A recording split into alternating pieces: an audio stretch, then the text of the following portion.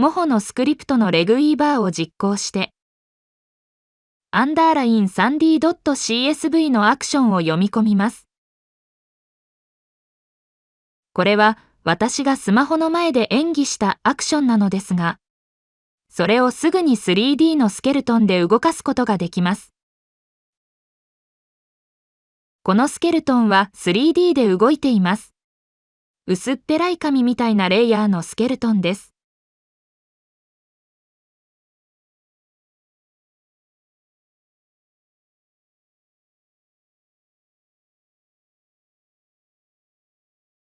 ペラペラの紙みたいなものが 3D で動いていますね。これに厚みをつけてみたいと思います。すでにスケルトンのレイヤーは選択されているので、レイヤー設定の 3D オプションにある 3D 変換で設定できます。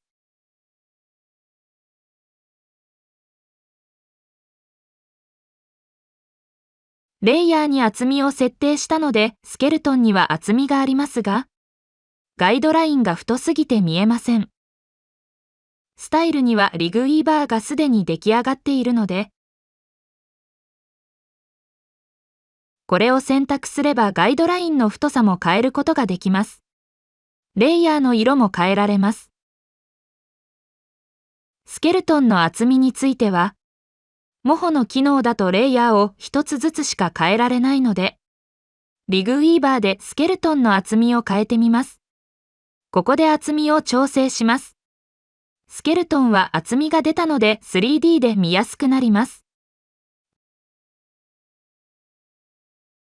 俯瞰だったり煽りだったり、カメラアングルを変えられます。モホで 3D レイヤーを使うと、もっさりした感じにはなってしまうので、実際にはペラペラの紙のような 3D スケルトンで調整した方が良いと思います。今回動画用にあえて膨らませてみました。棒人間なら使える場面もあるかもしれません。モホをデジタルディレクターズコンソールとして使います。コントローラーとしては、一番上にある親のレイヤーにカメラコントロールのボーンがあるので、このハンドルを操作することでスケルトンをいろいろな角度に調整します。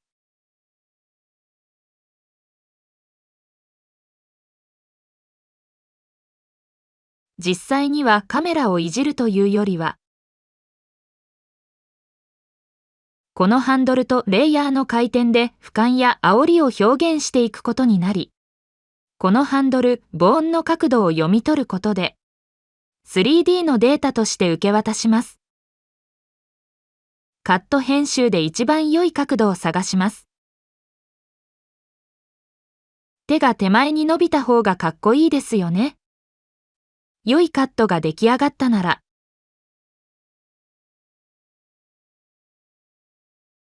ここに印をつけて、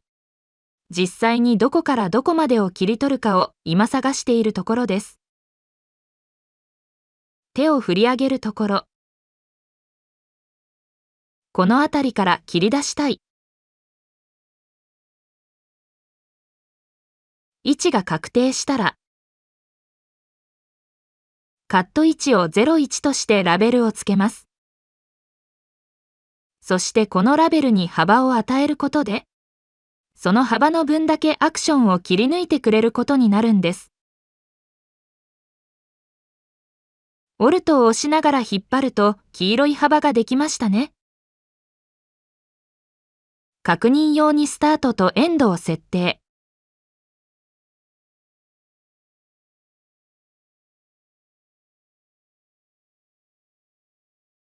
確認用に再生レートを変更しています。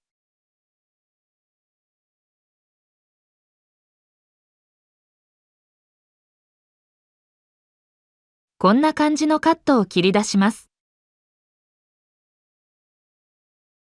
手は前に突き出ますが迫力が足らないですよね。そこでスケルトンを大きくしてあげることで伸びた手がカメラに近づくようにしてみます。そうすることでパースを表現できるようになります。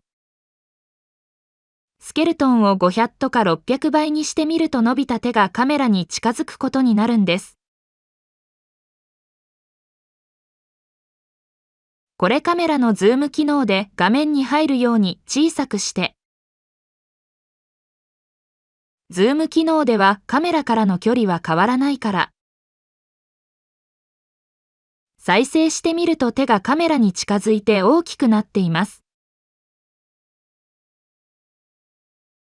拳がすごく大きくなって、これでパースの表現ができます。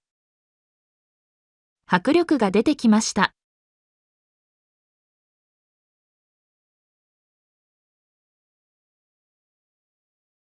ここの部分を切り取りたいということで、キーフレームを切り取るスタート位置にずらしているけれど、実際にはこんなことしなくても、ディープコピーという機能がモホには追加されたので、それを使えば設定したキーフレームをすべて、このスタート位置にディープペーストでコピーすることができるので、それを使った方が簡単かな。これでレイヤー回転、レイヤー倍率、カット位置を設定して、バッチジェンで書き出します。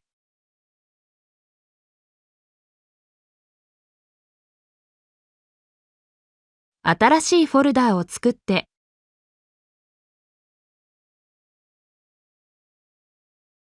そこに新しいアクションを追加すると指示してみました。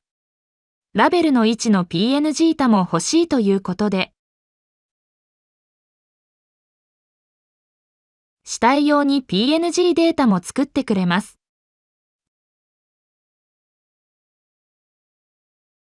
3D データではちょっと時間はかかりますが、ちゃんと書き出されます。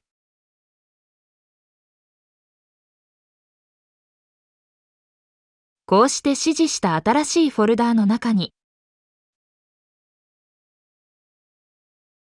変換に必要なファイルをすべてコピーしてくれます。run.bat を実行することで、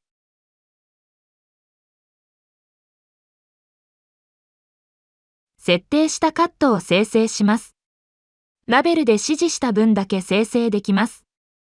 裏で動いているのはモーションウィーバーです。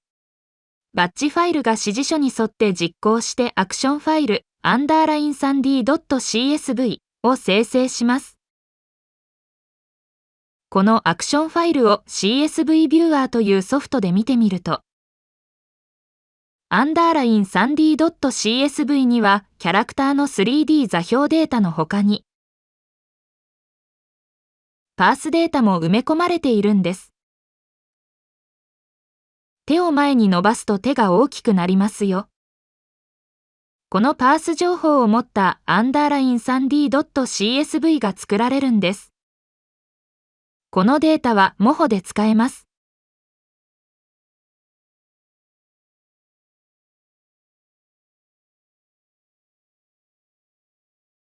リグイーバーを実行して、これで今作った _3d.csv を読み込むと、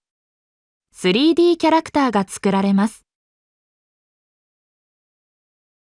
このアクションファイルはモード2で作ったので、最初に T ポーズが入っています。このように手を前に伸ばしたときに、手が大きくなる迫力のあるパースの 3D キャラクターになります。このデータを使って自分の描いたキャラクターを動かせるのです。キャラクターの上に先ほどカットした _3d.csv を読み込んで、左から順番にボタンを押していけば、キャラクターにボーンが生成されてアクションが焼き込まれます。